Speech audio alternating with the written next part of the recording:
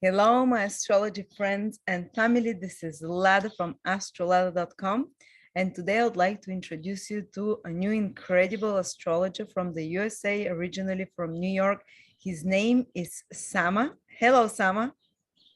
Hi, Lada. Hello, everyone. Really happy to be here and talk about this timely topic, financial astrology for the rest of the year. Which way is it going to go, up or down? I'm sure we're all curious, right? So glad to be here. I know that's the topic on everyone's mind this year. And I was fascinated when Victor told me about you. He says he's incredible. He sent me a video of you. Your knowledge was profound. Your energy was beautiful. So I'm very excited that you're going to join our team. And of course, as anyone new who comes and join us, they offer a promotional reading, which will be focused on finances. I'll put the link below, which will be cheaper than normal for the next 2 weeks. And I hope you really enjoyed this presentation of Sama. Maybe Sama, you can tell us a few words about yourself, whatever you think is important and how you do astrology. And you can start this fascinating topic. Sure. Really, like Lada said, born and raised in the city. That's where Wall Street is. So a lot of my childhood friends and classmates, they work there. I have a lot of economic connections that are able to share things with me.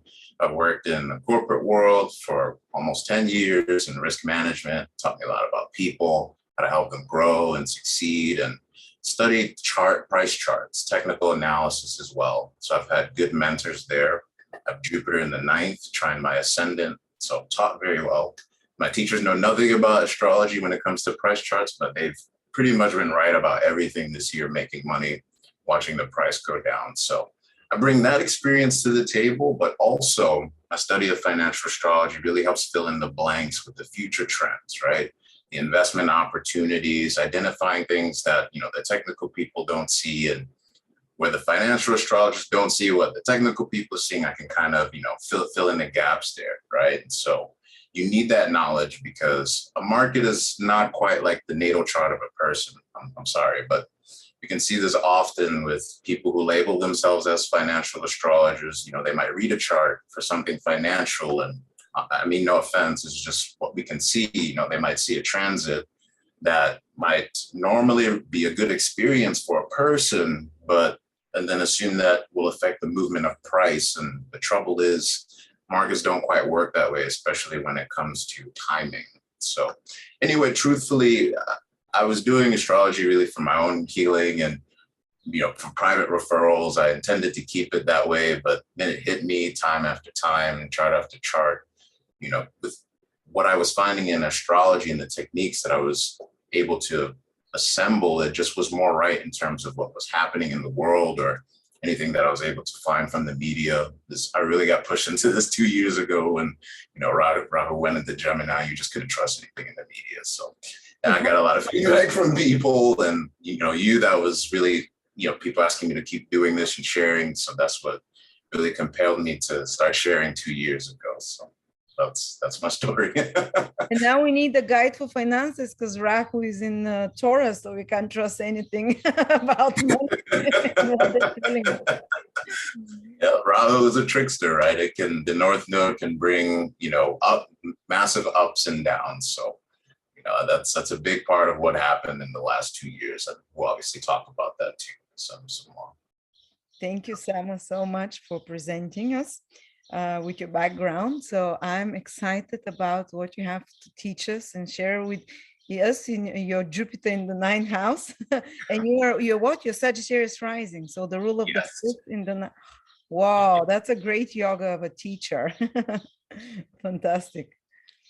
I hope this is helpful. I hope people learn. And before we dive in and explore the future of money together, I just have to say, that the video you made at the end of 2020, when you talked about the eclipse on the tail of the scorpion and things being released in the world at that time, I was just, personally really impressed. And, because a lot of people were losing channels at the time and they didn't want to talk about certain things. But if you knew astrology is kind of clear to see, and you spoke your truth. And, a few months ago, we thought maybe that was the reason that you lost your channel when your midheaven was being eclipsed, but we're back. So that's great. And, were you always kind of a courageous person? Or is that something you kind of grew into?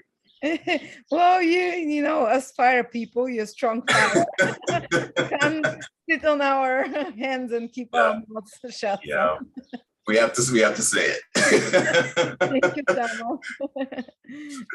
Well, it's great that you can, fully feel that sense of trust and share that with the world. So that's awesome. So now as we get fully focused on the topic of financial astrology, and I share with you the steps you can, take to protect your money. Before we do that, first, let's talk about how we got to where we are collectively in 2022 with money and where we're going. A lot of people, I'll say this too, they're drawn to astrology for spiritual reasons. I certainly was. And, sometimes depending on what beliefs you might have or been exposed to growing up, some people might think, what the hell does money have to do with my development as a spiritual person? For some, that's a genuine question. Other people, it might be, it's a lack of ambition or a desire to contribute. It's hard to get along with people. They might just have no ability to stop and focus on what really matters. I know that's not you. I know that's not this audience because, well, I'm part of this audience. And so I know we can be completely open. So please, I encourage you watching, comment if you guys have questions or if I go too fast, if anything's not quite clear, you want to share anything with others, because first, a warning, I have to talk about digital currencies a little bit. And, truthfully, it's important to understand the difference between Bitcoin and crypto and central bank digital currencies, which is what they want to push. And so you have to know the difference. And I'll talk a little bit about the economy. I have to, but I'll be sure to summarize and clear as possible so that you guys can understand, right? So it's, spiritual people, your body resides, your spirit resides in the body, right? That's the ascendant. That's the first house. Body is how we have the spiritual experience called life. It's the vehicle that moves us, right? And so our body's supported by the second house. And so you need resources for that. So anyway, how did we get here? 2018, in America, there's factories that actually make coins, nickels, dimes, quarters, all that good stuff. They just stopped production in 2018. The world had no supply chain issues in this time, zero. Why did they do that? Talk about that later when we talk about digital currencies. And August 2019. Sorry for interrupting. Yeah. Then there were 3 years later, there was coin shortages, but you stopped making those coins 2 years ago. It's just odd. These are interesting things. Then 2019, a year later, in August specifically, the financial system started breaking. There's a shock in what they call the money markets. Debt was out of hand. Economies weren't growing. This is when the financial world, specifically the World Economic Forum, they started really marketing and talking about a great reset. All right. So Saturn is approaching Pluto at this time. And then as Saturn continues to approach Pluto, the focus on the cracks of the financial system then shift to an illness in the air coming from China. Right. So the narrative changes. By the way, in August of 2019, the North Node was in Cancer. That's the traditional top of markets. I'm sure you know this, especially in real estate. Sorry? The traditional? Yeah. So when the North Node, that's the traditional? The traditional top in markets. Top in markets. Yeah, especially with real estate. Right. I'm sure you know this. It's by 18.6 year cycle. When the North Node is in Cancer, obviously, Cancer, the natural fourth house, that gets boosted. Home prices are at the highest that they should be, right? And this was in 2019. So traditionally, that should have been the peak, right? And so that's important to know about the North Node cycle. Then we have Saturn meeting Pluto. The conjunction completes in the beginning of January, and then we're in lockdown for about 2 years, right? And we know that Pluto will bring evolution through transformation, and then Saturn will bring restriction. So these two are going to give a slow, drawn-out process of plutonium destruction before something can then rise again, right? And so is any of that good for markets? Absolutely not. But the markets went up. So, yeah. Yes, yes. Sorry, I'm Yeah, listening. okay. Yeah, so why did the markets go up? And so markets went up because central banks, every time there's been trouble in the stock market since 2008, when Pluto initially went into Capricorn and there was that first crash, that Plutonian control of the market also was engaged. So they intervened and they started printing money. So even though the market should have been falling because they're adding money to the system, the market then kept going. And so this was extended all the way into basically the end of last year. And so they have that control. If they print money, it goes up. If they stop, it goes down. Markets used to not be like that before Pluto entered Capricorn. They used to be more free, right? But now they're a lot more controlled. People don't really understand that, right? And the Saturn-Pluto conjunction gave them an extra push to shut the world down. You had Neptune conjunct extremely debilitated Mercury and squaring the nodes. So we were all just lost in a thick fog of confusion. We couldn't think clearly. We couldn't communicate clearly. Everything was fake news. It was just crazy. You see a picture of something, it's photoshopped. It was just madness, right? And then you have the North Node move into Gemini, and it was even more of that. It was very excessive, right? And so for those who don't know, the North Node in Vedic astrology is known as Rahu. It's represented as a very ambitious demon. It goes after what it wants, and sometimes it can do fraudulent things to get that, and then later on be exposed, right? And that really explains, if you can just think of that, that history, that mythology of what the North Node is, that really explains what happened with markets, because money kept being printed. And in the sign of Gemini, Gemini is an air sign, right? The conjunction happening in Aquarius, kicking off the age of Aquarius. We have a lot of air energy. And so that's what gave crypto all this attention. A lot of the financial markets are based on what? Tech stocks, right? So all these technological companies, Rahu and Gemini, everything air got a bump. Everything ruled by the air element in markets did very well while the North Node was in Gemini, right? And so we're basically with all the printing of money that went in, people have to understand government doesn't have to earn money like me and you, like us regular people, right? They can just go and say, hey, we need more money, print more. And they do that. They just need a reason or a policy to do that, right? And so when the world was shut down and things were in the air, that was their excuse to print more than they ever printed. And that actually made me think, are they trying to just destroy currencies altogether? That's really what drove me into studying these things very heavily, because they lie to us about inflation all the time. It's something very simple to understand, right? Inflation is just printing money. It's all about policy. It's not anything we're doing. We've been doing the same thing as people. You buy the same eggs, you drink the same coffee. It's the same thing, right? It should be easier to make these things and get these things to people, which should make things cheaper. That's how true capitalism should. I'm not here to talk about capitalism and all that, but that's how it should work, right? The eggs shouldn't be, chickens are chickens. The eggs shouldn't cost more than they have for, a long time, right? So that's what inflation is. They print more, right? A tire and a balloon, they get inflated when you put more air into it. And just the same way you print more money, you put into economy, that new money will inflate the prices. It's just supply and demand, right? So that's very important for people to understand. It's very key.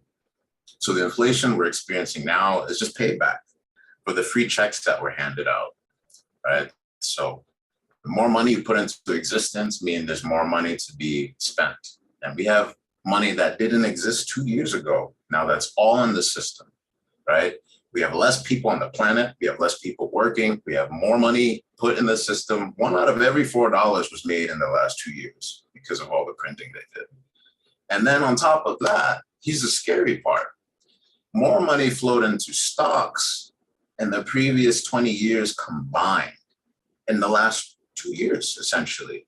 So now that markets are falling, all these people were excited about stocks. The price of things are going up. So they're thinking, hey, maybe if I put money in the market, I'll do better, right? You used to put money in a little, what they call piggy banks here in the US, or it used to be rewarded for saving money. Now that's been completely destroyed by inflation. So for the markets to be falling here, it's really destroying the wealth of a lot of people who went to the stock market as a last resort. A lot of pension funds rely on this. You know, a lot of people who wanted to retire are now looking at their 401k saying, am I going to be able to retire? Right. So inflation is really what attracted all these people to the market. Rahu and Gemini, that energy, that confusion, that fog, these economies aren't strong. This is a key part to understand. They're going to say the economy is strong so we can do all these crazy things. It's not true. It's not true. These economies are not, people have now been working for 2 years. All those prices going up were a lie. That's people tricked and enticed into an illusion. That karmic overambitious energy, it drew us there. The recession should have started 2 years ago. The bottom line is this, you know, people need to definitely take this away. As far as all the economic stuff I'm going to say today before we get heavily into the astrology, you can't shut the world down. You can't not work for 2 years and have a strong reality, a strong economy. That's not reality. That's not a real thing. Nature will punish you for not living in accordance with reality, whether that's soon or later. Eventually, you're going to have to deal with those things. And so that's kind of what we're looking at now is these problems are not going away anytime soon, right? And so as soon as Rahu left Gemini, you guys can look, US stopped printing money. Other nations are, but everyone wants dollars. So that's why the market isn't going up anymore. The node shifted in January. You guys can look. Prices have been down since. Everyone's suffering this year. You know, it's Rahu and Gemini was like musical chairs, you know. The money's printing, it's like open bar. It's like there's booze, there's drinks, everyone's dancing, party. But when the music stops, you need to find a seat, right? And that seat is US dollars. You don't want to be seated in stocks. And so everyone is kind of suffering, those that are in the markets. And so that's the secret. I actually made a video about this on my channel called Financial Astrology for 2022. Is this the end of the 401k? I wasn't putting that in the title to shock people. It was more to get people to think, right? And this was warning people that it's not going to be good financially. This was talking about the change in the nodes and the fact that the US is having a Pluto return in its second house. You probably want to get out before February, before that happens. And I mentioned looking at October when prices are probably going to be really low. And we'll talk about October in a little bit. The other thing astrologically too that made that signal clear is that there's a 45-year cycle that rules markets, but specifically American markets traditionally. And this has been in place since 1897. So this cycle's happened 3 times already. It's very consistent. It's Saturn and Uranus. And most people, I think, are familiar with how a new moon and a full moon works, right? You have the sun and the moon, there's a conjunction, and then when they're separated, that's when you have the difference between the new moon and the full moon. Planets have cycles that work the same way, right? So Saturn and Uranus, they'll meet, they'll have a conjunction. But Saturn is faster than Uranus, so Saturn will continue to go. And as Saturn moves basically in a circle, there's points where you have a square, then you have a trine, then you have an opposition, which is the traditional top of the market. The market starts to fall and you have a trine, the market comes up a little bit, and you have the last Saturn-Uranus square, and you want to be out before that's over. The Saturn-Uranus square in 2021, it met 3 times. I talked about it a lot on my channel last week, so it's a big deal. And traditionally, you know, if you're fans of astrology and you know nothing else and you want to take away some financial astrology, just that piece about the Saturn-Uranus cycle is going to help you. And that's going to help you understand that, okay, where we were at the last phase here, at that last square, that was the time to get out. The last square happened in December of 2021, the perfect time to cash out of the market. It was perfect. The nodes changed and it was all over, right? So that's a key part to understand. And that is essentially how we got to where we are today. So it's downhill from now on for many years? Well, we need the cycle to start over, wow. Right? And then go for another 45 years. So That kind of gives a hint. I'll come back and talk more about the rest of the decade and, when things will progress. But that's how we got to where we are today. Things were already headed downwards in 2019. That's key to understand, is just Rahu and Gemini, the confusion with Neptune, the squares, the money printing was an illusion. Markets shouldn't be growing when people aren't working. This is very, very basic to understand. So that's how we got to where we are. And then when you look at the rest of 2022, here's where things get even more interesting, right? A lot of astrologers are going to be talking about this conjunction, the North Node and Uranus conjunction. I am as well, right? That's part of what's coming up. And so let's talk about the rest of the year, right? One of the ways to look at a conjunction is that it's the blending of two energies. In Vedic astrology, one way they look at it is like a concept of a planetary war, right? Which planet's energy is going to win, right? And the idea is the planet who's stronger is going to have more of its effects on the display. And when we look at the chart, what's interesting about this conjunction in terms of essential dignity, I'm including Mars. I know some astrologers aren't, because when the North Node and Uranus meet, Mars is a degree behind. That's still within a orb. It's just 1 degree. And when we look at the dignity of these three planets, Uranus and the North Node actually have a detrimental relationship towards Mars. This is a technique in dignity that Victor actually taught me. And that tells us that Uranus doesn't like Mars. The North Node doesn't like Mars. And then in essential dignity, Mars is weak too. So you have this weak planet bringing in conflict with two other planets that don't like it. The dispositor, though, Venus, it does have some strength, but the trouble is Venus is in an exact square with Chiron that day. Chiron in financial astrology can act like an auditor. Let me see your books. Let me see your receipts, that kind of an energy, right? And so that's important to understand, in the sense that not only that, the conjunction is happening in the US 6th house, which relates to debt. Why do we care about the US? Well, everyone wants dollars. It's very hard to buy oil without dollars. And if you can't buy oil, you basically don't participate in modern civilization. You need to be like on horseback or something. Everyone wants oil. Everyone wants dollars. It's what I've heard of a financial analyst say, it's the cleanest dirty shirt that you can wear. All these economies are dirty. They all have problems, but the dollar is kind of the cleanest dirty shirt you can put on, so to speak, right? And so with it happening in the 6th house and with this weakness in dignity, this is going to be an expansion of more debt, an expansion of government debt for all countries and debt-related conflicts, right? Mars is a cutter. Mars likes to go to war. Like we were just talking about, this is happening around the nakshatra of Kritika. Those that you don't know, that is part of what they call a lunar mansion that has the energy of Mars in it.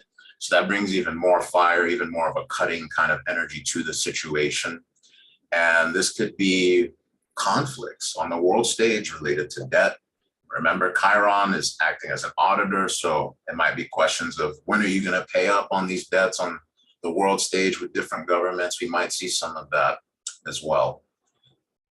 Virgo degree territory comes up as well. So that means unemployment will probably continue to go up. The service industry has really been struggling. You have a question? Because they're meeting on the 18th degree, which is a Virgo degree? Yes, okay. Yes, yeah. That tells me unemployment will probably go up. This conjunction is going to have several, like 15 years of an effect, right? So that tells us there's going to be big advancements in the service industry in the long run. But in the short term, there's going to be more of a struggle there.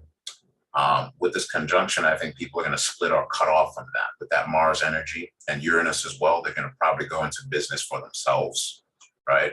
And this is actually going to probably pave the way even more for robots getting into the service industry, when Pluto moves into Aquarius and Uranus into Gemini. But that's a whole other conversation, right? When you have people not working and these supply chain issues, it just kind of makes it easier that once that energy shifts for robots to just take these jobs. So we'll probably see that, right? And if unemployment is going up and debt is still going up, and you print money to handle debt, which causes inflation, then it's just pain everywhere you go.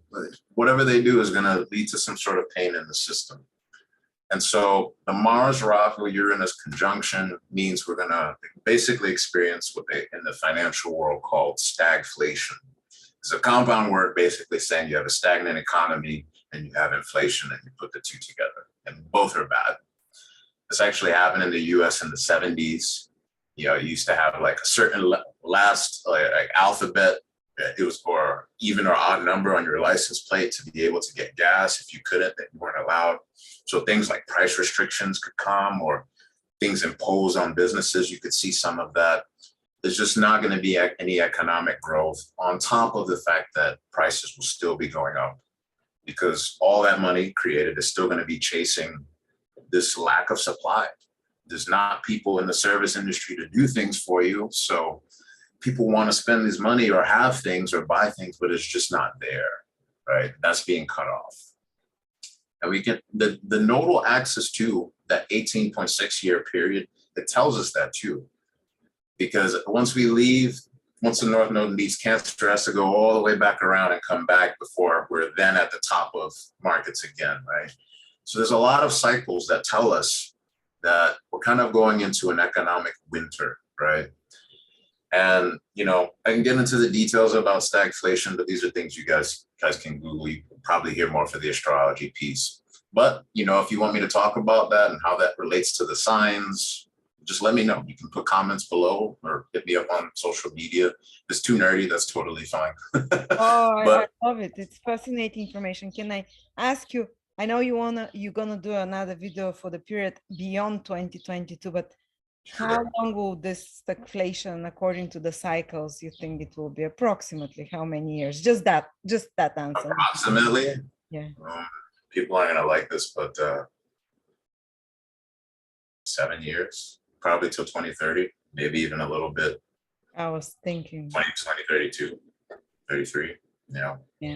By then, the Saturn-Uranus cycle will be kicking off again. It's like the conjunction will happen in the 2030s, and the 40s going into the 50s should be a great time. But for many reasons, not even just financially, but we have to get there. If someone is still in the market with investment, what should they stick it out for 7 years, or do you think there won't be something like stock markets in 10 years or something like that? They're definitely going to be transformed. Crypto has been transforming them now already. And so they're going to go through changes and revolutions as well. We're definitely going to see that as, again, Pluto moves into Aquarius and Uranus into Gemini. A lot of what is happening will then take a new light or new forms, become a lot more technological. I think the world will be a lot more used to electronic money at that point as well. So in terms of being in the market right now, you know, what the conjunction seems to me like it's going to do for price is this. I think this is the important part you've been waiting for, people have been waiting for. Mars enters Taurus in the tropical zodiac as of like yesterday, right? And it's going to be there until August 20th. In financial astrology, not always, but usually when Mars enters the sign, it can change the direction. The past few months, the direction has been down, right? So Mars may bring a lift. And the technical side of analysis for July seems to show the same. Like we're recording this the 6th. I think this might come out a week or two. So we'll see how this goes. But then Mars will leave the conjunction. It'll leave the sign of Taurus and go on to trine Saturn, where it transits the sign of Gemini in the month of September, where Mars will stay for a very long time. What's interesting about the end of July is that the moon is going to cross the sun, Uranus, Mercury, and Mars by declination on the 30th, right? So declination is kind of a out there thing. We don't need to get into the technical pieces of it, but what that will bring in addition with the conjunction is like a big move, right? A lot of volatility, right? So markets, sometimes they're boring, they're stable, and sometimes they're very busy. They will be at the end of the month for sure. Right, we should definitely see big moves the week of the August 1st. And what's interesting, the week prior, a few days before the conjunction, the US Federal Reserve is going to have some big meeting, and they might raise rates even more, which will bring things down even further, or if they change their tone, people will be so excited and the buying will be crazy. So that's going to be a very volatile time. We'll see how that goes, but it should be positive. Then how I see it is this too. The Lord is sextile Rahu, the Uranus conjunction Venus, and the ruler of our stores and value, the banks, our money, I feel like is presenting an opportunity. A sextile is something you have to act on, right? So you can take your money and go. At this point, it's just really your choice, especially if the market moves up. I would cash out. I would take the opportunity. It's not financial advice. I'm just saying what I would do. It's not a guarantee, right? Venus still has this hard square from Chiron. So for me, the only potential I see for market strength is in August and September, while Mars is giving this boost. Saturn is also retrograding back to the Saturn-Uranus square, right? And if we remember, we talked about how that's important because that square is kind of the last chance to get out as well before the cycle ends and completes and starts over, right? So the fact that we're retrograding back to that supports that prediction in the sense that this could be a final chance here. Then when October 4th is going to be when that retrograding is kind of done. And Mars will then go out of bounds and retrograde at the end of October when Saturn starts to move direct. That is when the financial outlook, I'm telling you now, it looks really bad. November, you said.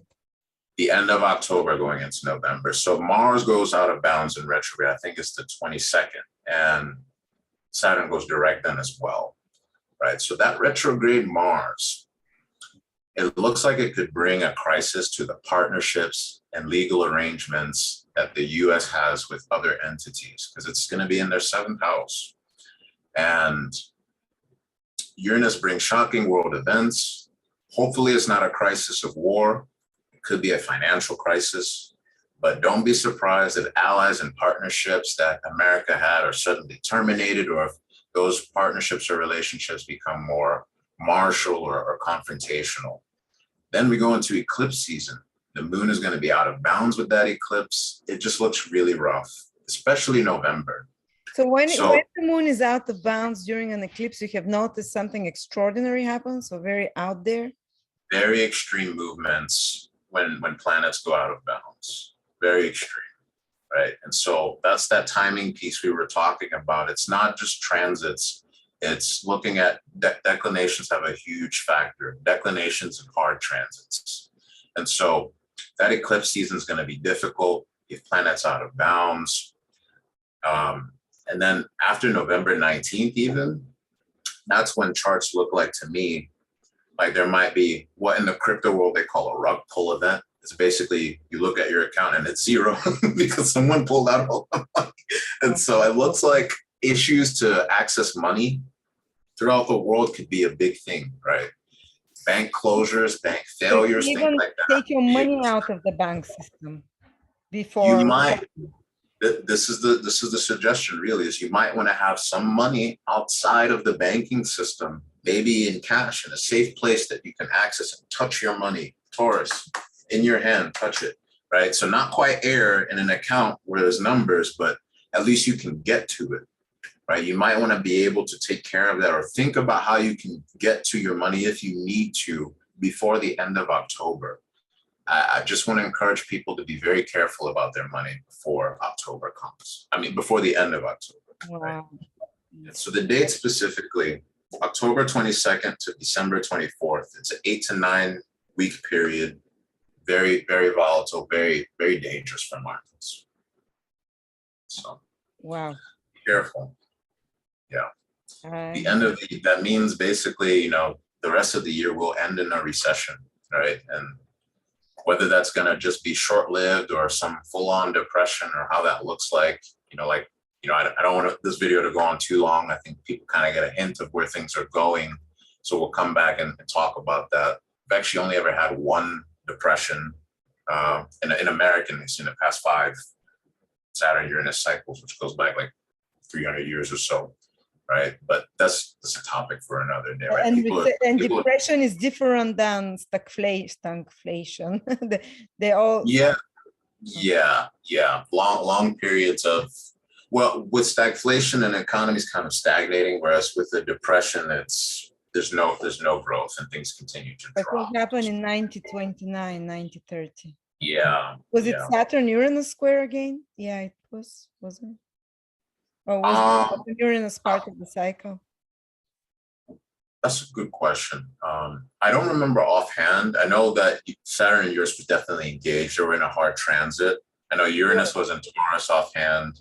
And there were a lot of hard transits, actually, that actually make it very clear that that depression was actually coming.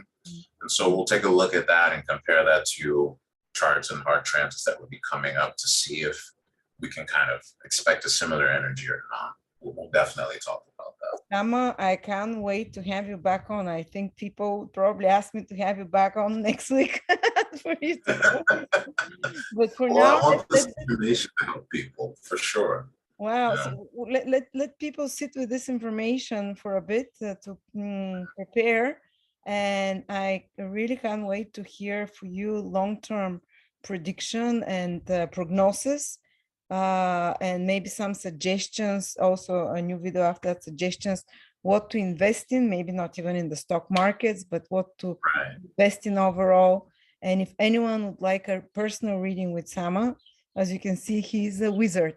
I was getting goosebumps during this video. I'm really amazed and grateful to know you. And yes, I'll send my husband to speak with you because all our money is in the stock market and I understand nothing from financial astrology. He and I need to talk soon. I'm sending him this video immediately. Yeah. Thank you so much, Sama. Yeah. And, have a great few weeks before the stagflation. Yeah, me too. You guys at home. I'll share a little bit too about the reading that I'm offering. You know, you guys clearly can tell from what I've presented that these world leaders, you know, truthfully, it's economic warfare. This is happening behind the scenes. They lie to us, but they're basically in conflict with each other. This is really happening with the World Economic Forum. Those guys that want you to own nothing and they want you to be happy about it. And they want to basically destroy crypto so that you don't have an escape route while they try to destroy the dollar. That's what's happening. They don't want you to go anywhere else. They want you to have any safe havens. They want you to be upset in America, upset at the dollar. And they want to give you a solution that comes with a digital ID and they can track your money. And so if you're buying this and you want to protest, they can see it and they cancel your transaction. All that kind of stuff is what they want to replace this system with.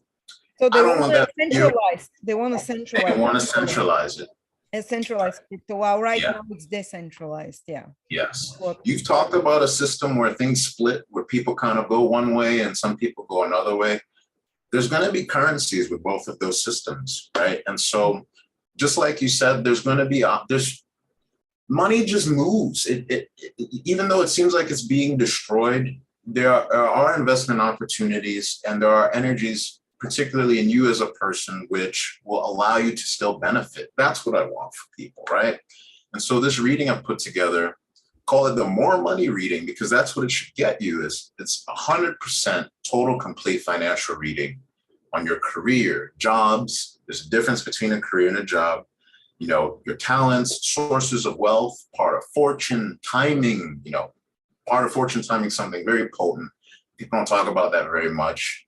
My natal part of fortune is actually conjunct the transiting part of fortune at the time of this video, right? So things like that, timing, we go into Venus, the moon, Mercury, ruler of your second house, fifth, eighth, all that stuff, dispositors, North Node. There are specific wealth transits. Some of them talk about millionaire and billionaire potential. Even look at the constellations and how that affect your planets. Are you an entrepreneurial person? Should you start a business? Should you not? Should you invest? Should somebody else invest for you? We can explore all of that together. You have this reading for the rest of your life that you can reference. And so when it comes to these financial difficulties ahead, you know, some of you are going to look at your life and how different would it be if the same thing started looking now, if the didn't change, or if they really did. If you just get more money reading now, then what you'll have is more options and flexibility to respond to life however you want, regardless of what's happening. And that's what this reading is for. So when it comes to your money, you can make a difference, you can do something you really enjoy, because this investment, you can take care of yourself and your family and not be taken advantage of all these things that are happening and things you might not understand. And so, like Lada mentioned, because it's my first offering, it's going to be discounted. And so I sincerely hope this information is valuable. I'm new, so please let me know. Give me that feedback, share your thoughts. If you genuinely just want a genuine conversation too with someone who understands both the real world side of business and the economy, as well as charts and your energy as a person, see things from a perspective that maybe no one else can see, for you, that's really what the live readings are for as well. And those are going to be on a promotion as well. So you guys can ask whatever you want, and we can meet in real time, give you that accurate insight, and have a good feeling about your financial future. That's what it's all about. So thank you, Lada. Thank you, everyone. Who will be your first client? There we go. Thank Let's you so much, Sama. Fascinating to be collaborating with you. I've learned so much from you, and lovely energy you have there. Looking forward to have you again. Thank you, everyone, for joining us. Thank you, Sama. Thank you. Bye, everyone.